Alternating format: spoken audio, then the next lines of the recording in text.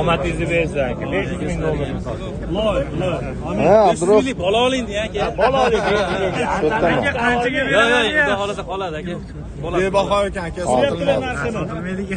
Kimdir 100 ming dedi bu qo'ydi. Kimdir bunaqa degan. Asxonaga sportivniy formasi qancha chiqdi? Narxi bebaho aka. Shunaqa bo'ladi. Ana shahzodli qo'y, to'g'rimi? Ha, Arashan, xudo xolasa 100%, bilim kattalari bor. Birovning elitni, super elitni kategoriyasiga kiradi. Yosh qancha? Yoshi aka 1 yoshu 6 oylik. Ha. 18 oylik bo'ldi. Mana shu yerdachi mana tajribali haqiqiy egasi ekansiz shu kasbda. Mana shu qo'ylarning qimmatbaho ekanligini parametrlari qayerda? Shuni aytib bering. Mana hammaga ham qiziqda bu. To'g'risi. Aka qo'chqonlardan kelsak, birinchisi bo'y. 90 plus. 90 ni tepasi уже. 91, 92 dan boshlab ketaveradi. Quloq 20 plus. Elitaga. Elitaning anaqasini aytyapman. 20 ni tepasi elitaga kiradi. Endi buni super elita bo'lishligi juniga qaraladi aka. Suyaklari, oldi to'shlari, kallasini garbanoshligi aka. Dumbasta razrez bo'lsa, u ham bitta plus. Dumbasta razrez borligi. Razrez oxirigacha, ha? Asxonaga. Razrezda nimasi bo'ladi? Razrez. Mana aka orqasida kesilgan bo'ladi-da aka. Achiragan.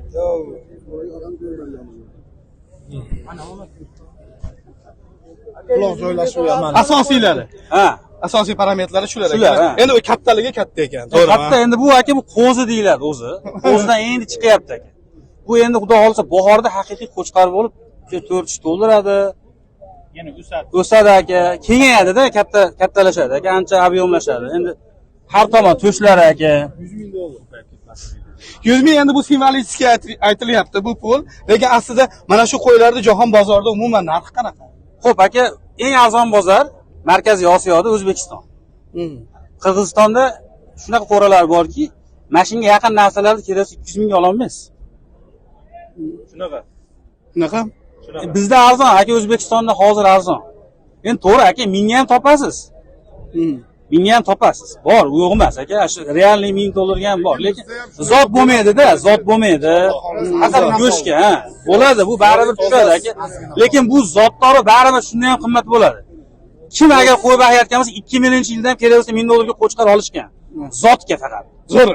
Olishgan bor. Mana shu yerda yurganlar bor-da, yoki opoddas olgan, yoki dadasi olgan aniq bor.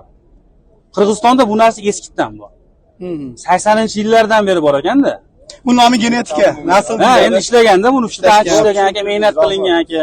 Chunki oddiy odamlar baribir qo'yni ko'rib tushunmaydi, hozir Albatta, buni galibot odam emas-da. Mana galibatiyligi. Buni aka manaqada bu qo'yni 5000, 6000 ga 4 ta qo'y bor odam olmaydi. Aka 1,5 mingga bersangiz 4 ta qo'y bor odam olmaydi-da. Buni aka bizga o'xshab nimaga 100 ming beryapti begijon? Bu bolaning 200 ta sog'lig'i bor. Hozir buni olgandan keyin yana 200 ta qo'shamiz aka. Bundan 400 ta bola oladi.